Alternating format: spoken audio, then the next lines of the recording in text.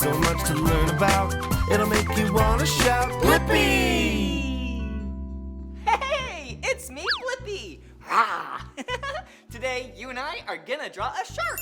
Not just any shark, a great white shark. Yeah, do you know what color they are? Yeah, the color gray. Gray on top, white on the bottom. All right, let's take our gray marker and make a curved line, make a point, come back. Whoa, and now for the tail. Whoa, yeah, look at that. That's a great start. All right, now we need to make some fins. There we go. All right. Yeah, it's really looking like a shark now. Look at all those angles and points. They kind of look like triangles, don't they? All right, now let's draw a line right through here. Wow, and now we need to draw the teeth. Rah! So pointy and sharp. Ah! And a nice circle for an eye. Whoa! Did you know great white sharks, on average, they grow to 15 feet in length. That's about 4.5 meters.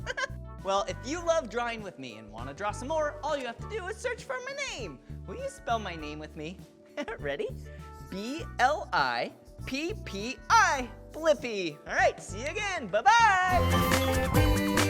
Come on, everyone, let's make learning fun.